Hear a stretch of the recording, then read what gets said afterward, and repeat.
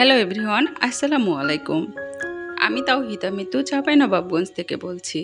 Blog by তাওহিদার নতুন আরেকটা video দেখার জন্য সবাইকে ওয়েলকাম করছি।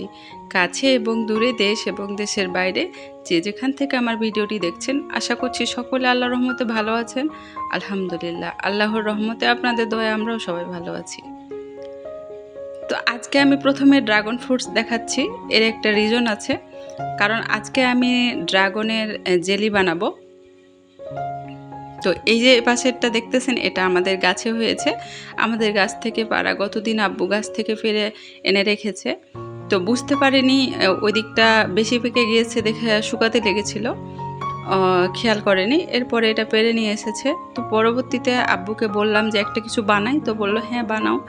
তো আমি ভাবলাম যে ড্রাগনের জেলি বানানো হয়নি, এখন যেহেতু ড্রাগনের সিজন, আবার ট্রেন্ডিংয়ে আছে ড্রাগন জেলি, ড্রাগন খাওয়া, তো আমি সব দিক চিন্তা করে ভাবলাম যে একটু জেলি বানাই, তাহলে পরিবারের সবাইকে নিয়ে একসাথে খাওয়া যাবে, খুব মজা হবে। তো যেই কথা সেই কাজ, আমি ড্রাগনটা সুন্দর মতো কিউব কিউব করে কেটে নিয়েছি। এরপরে এখানে আমি জেলিটা বানানোর জন্য প্রথমে এখানে 15 গ্রাম আগার আগার পাউডার নিয়েছি, আর নিয়েছি 80 গ্রাম মতো চিনি। কেউ যদি বেশি মিষ্টি খেতে চান তো এখানে প্রায় 120 গ্রামের মতো বা 100 গ্রামের মতো চিনি দিতে পারেন, কারণ আমরা হালকা মিষ্টি পছন্দ করি, সাথে আব্বুর ডায়াবেটিক্সও আছে, এজন্য আমি একটু হালকা মিষ্টিরই করেছি। আর দিয়েছি এখানে প্রায় 1.5 লিটার পানি। তো ভালো মতো এটাকে মিশিয়ে নিয়েছি ঠান্ডা পানিতে, কারণ নর্মাল পানি দিয়ে এটা গুলতে হয়, না হলে আগার আগার পাউডারটা যদি গরম পানিতে দেওয়া যায় সেটা জমাট বেঁধে যাওয়ার চান্স থাকে। তো এই তো আমি চুলাতে বসিয়ে এখানে সুন্দর মতো নাড়তে থাকবো। এরপরে যখন এটা একটা বলক চলে আসবে তখন আমি চুলা থেকে নামিয়ে নিব। তো আমি একটা ছাঁকনির দ্বারা ছেঁকে নিব, কারণ হালকা পাতলা গোটা থাকতে পারে, বা যে অনেকগুলা বাবল হয়, এই বাবলগুলা থাকতে পারে। তো এই জন্য আমি ছাঁকনি দিয়ে ছেঁকে আমি একটা কেকের মোল্ডে ঢেলে নিয়েছি, যে যার মতো করে একটা পাত্রে বসিয়ে নিলেই হবে।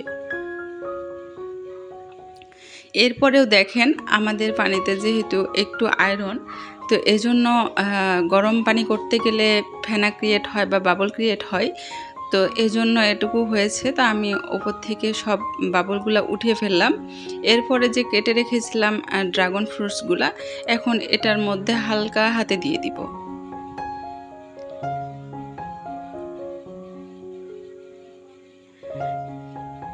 তো সুন্দর করে এদিক ওদিক করে আমি সব কেটে রাখা ড্রাগনগুলা দিয়ে দিলাম। দিয়ে এর ওপরে যে আবার হালকা বাবল ক্রিয়েট হয়েছে, এগুলো সরিয়ে ফেলবো।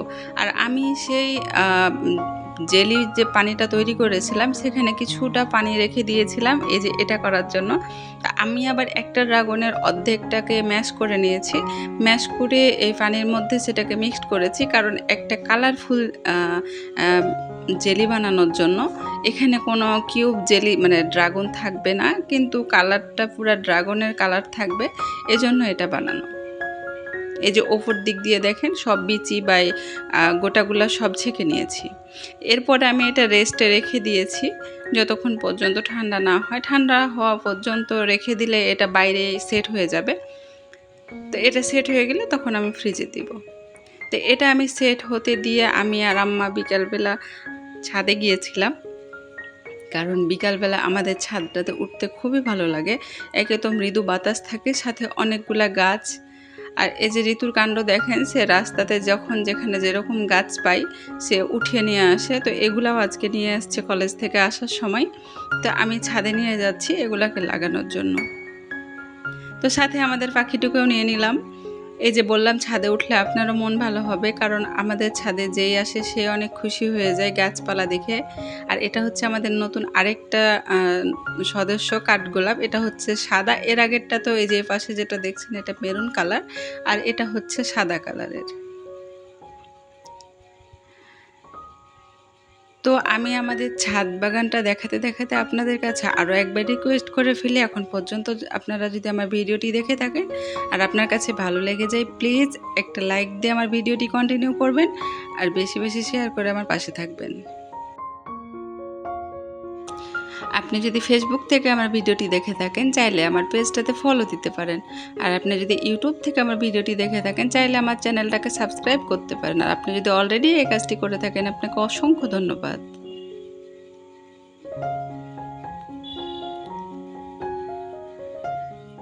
আমাদের গাছে সিজনাল বিভিন্ন ফুল আছে। তো এই ফুলগুলা যখন ফুটে থাকে সাথে অনেক প্রজাপতি আসে, মৌমাছি আসে মধু খেতে, তখন দেখতে খুবই মনোমুগ্ধকর লাগে। অপরদিকে দেখি যে আমাদের ড্রাগন গাছে আরেকটা ড্রাগন পেকে তারপরে ফেটে গিয়েছে এটা রসের জন্য। এরপরে আম্মা বলল যে এটা ছিঁড়ে ফেলো, না হলে আবার পাখিতে খেয়ে ফেলবে, আর না হলে পোকামাকড়ে আক্রমণ করে ফেলবে। অপরদিকে আমাদের লেবু গাছে লেবুগুলো পাকতে শুরু করেছে। এবারের আমাদের লেবু গাছে এত লেবু হয়েছিল যে এই বছরে আমরা সেরকম লেবুই কিনিনি, মানে পুরা গাছ থেকে আমরা লেবু খাচ্ছি। মানে প্রায় দিনই লেবু পাকে আর পাড়তেই থাকি। এই যে দেখেন এগুলা পাকছে, আবার নতুন করে লেবু আসা শুরু করেছে, আবার কিছু ফুলও আসছে। তো তারপরে মাগরিবের আজানের পরে আমি আর আম্মা নিচে নেমে আসি। এর মধ্যে আমাদের জেলিগুলা সেট হয়ে গিয়েছে, তো এখন আনমোল্ড করে নিচ্ছি। এই যে দেখেন কত সুন্দর একটা জেলি হয়েছে, এটা হচ্ছে কালারফুল যেটা জেলি বানিয়েছি ওটা। তা আমি একটু ডেকোরেশনের জন্য ওপর দিক দিয়ে বাদাম কুচি দিয়ে নিচ্ছি দেখার সৌন্দর্যের জন্য, এই আর কি।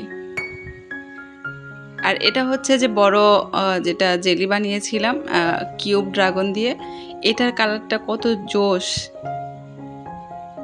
কিন্তু সত্যি কথা, একবার ড্রাগন থাকতে থাকতে আপনারা বাসায় বানিয়ে খেয়ে দেখবেন, এটা খেতে কিন্তু লাইট মিষ্টি, খেতে অনেক মজা লাগছিল। আর এটা হচ্ছে অথেন্টিকভাবে বানানো, কারণ ড্রাগনের যে একটা ফ্লেভার সেটা পাওয়া যাচ্ছিলো। তো এটা এখন আমি সার্ভ করব, কারণ আমাদের বাসায় ঋতুমণি সবাই একসাথে অধীর আগ্রহে বসেছিল এটা খাওয়ার জন্য। তো আমি সবাইকে এক এক করে দিয়ে নেব। তো সবাইকে খাওয়াতে খাওয়াতে আপনাদের কাছে আজকের মতো বিদায় নিয়ে নেব। দেখা হবে সামনে কোনো ভিডিওতে।